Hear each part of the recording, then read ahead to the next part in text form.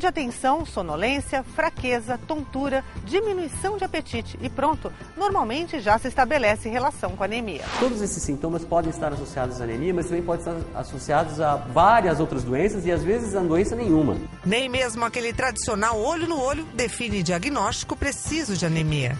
Aquela questão de olhar a conjuntiva, as mucosas, a cor das mucosas, ela não é, vamos dizer assim, um bom indicativo de diagnóstico de anemia. Os sintomas da anemia não são claros. A não ser quando você tem uma anemia muito profunda, que fica muito fácil de ver aquela palidez cutânea característica, em que as mães geralmente relatam, né? Meu filho está anêmico, meu filho está amarelo, tá branco demais. Diagnóstico garantido só mesmo através do exame de sangue. E aí a receita médica é a suplementação de ferro. Suplemento de ferro, que chama-se sulfato ferroso, um medicamento que é disponível em toda a rede de assistência farmacêutica no Brasil, sem custo, em todos os postos de saúde, nas farmácias populares. E ele deve ser a dosagem adequada para a criança, que é mais ou menos uma gota para cada quilo de peso. Ele deve ser administrado longe das refeições, sempre com a criança em jejum, junto com uma fonte de fruta cítrica, geralmente um suco de laranja feito na hora, para facilitar a absorção. O suco também pode ajudar a enganar o gosto do remédio, que não é nada agradável. O sulfato ferroso tem gosto de ferrugem.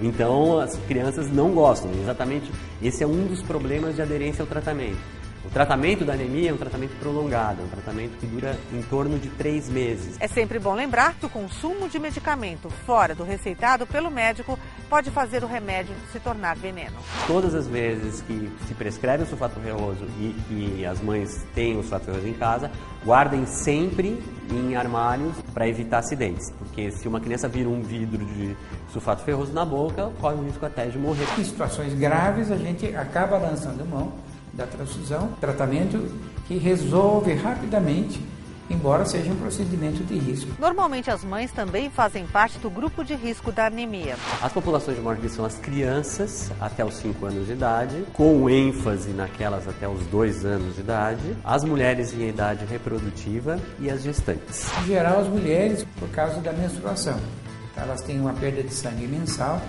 Isso faz com que a reserva de ferro da mulher seja, em geral, 20% e 30% mais baixa do que a do homem. Se você pensar uma mulher na idade fértil, ela precisa por volta de 18 miligramas de ferro. Então é uma quantidade muito alta. Normalmente a ingestão média do brasileiro está em torno de 7, 8 miligramas de ferro. O que atrapalha a absorção do ferro normalmente são dietas ruins. Basicamente dietas monótonas, aquelas dietas onde você não tem muita variabilidade de alimentos. É importante que na alimentação, principalmente de crianças, de gestantes, aqueles grupos que são mais propensos a ter uma anemia, que eles consumam a carne, nem que seja em pequena quantidade. A carne tem vários aspectos que podem melhorar esse fator anemia. Junto à vitamina C e o feijão, eles são importantíssimos. O feijão é dos alimentos do reino vegetal, aquele que contém mais ferro. É uma pena que nos dias de hoje as pessoas estão consumindo menos feijão. E isso é triste, porque nós deveríamos manter os nossos hábitos saudáveis de consumir o feijão, porque além dele ter esse ferro, que é importante em quantidade boa, ele ainda tem quantidade de fibra muito interessante. Alguns alimentos, embora façam parte do cardápio saudável, não são eficazes no combate à anemia, como se pensava. Teve uma época que se falava muito do açaí. Vamos comer açaí. Vamos comer beterraba. O açaí é pobre em ferro. A beterraba não tem quase ferro. Foi assim um mito que surgiu. O espinafre, ele tem uma quantidade muito importante de ferro. Só que o ferro não é absorvido do espinafre. A couve, ela tem uma quantidade interessante, o brócolis também tem. Mesmo assim, eles não têm uma biodisponibilidade alta. As principais fontes de ferro na alimentação são as carnes. Em primeiro lugar, a carne de bovina, em segundo lugar, a carne de frango e em terceiro lugar, a carne de peixe. Muitos anos atrás, se considerava que você dá gema de ovo para a criança, você estaria dando ferro também. Isso daí, depois de um tempo, se demonstrou que esse ferro não era absorvido.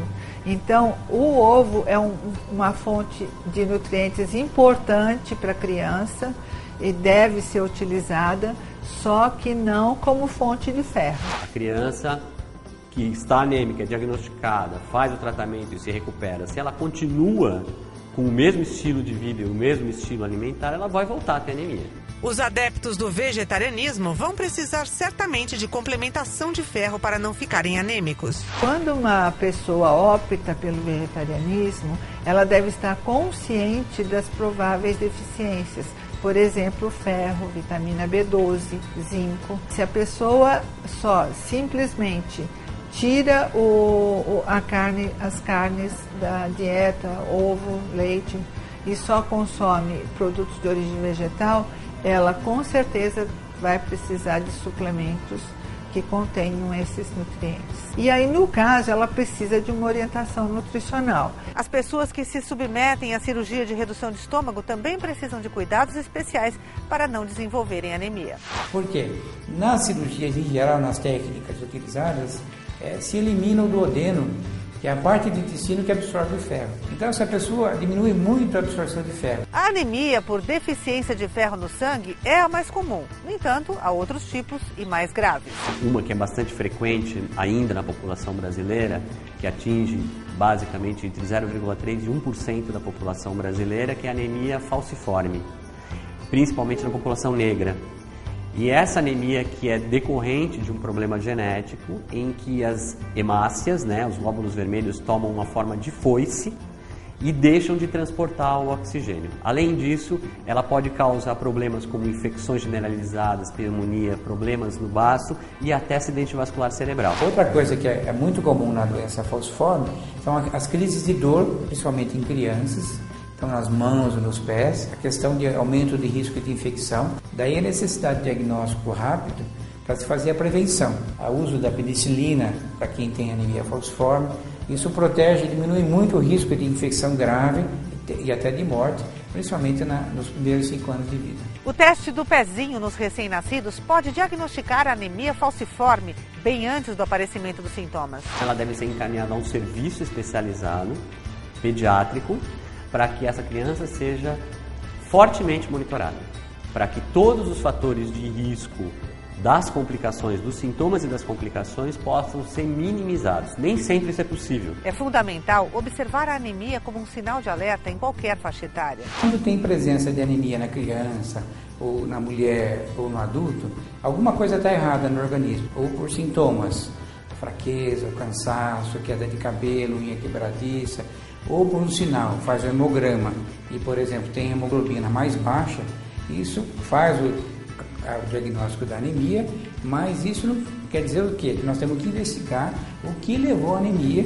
Parece simples, mas é um assunto complexo porque é a alteração da área da hematologia mais comum e mais frequente em todas as outras áreas. Então, a anemia na nefrologia, anemia na ginecologia, anemia na hematologia, anemia na reumatologia. O que é importante é tentar identificar o que levou à anemia para a gente poder tratar bem o nosso paciente. Se você quiser saber mais sobre bem-estar e qualidade de vida, acesse o nosso site, acompanhe as novidades do programa seguindo o Twitter do Edição Saúde e aproveite também para curtir a nossa página no Facebook. Até mais, tchau!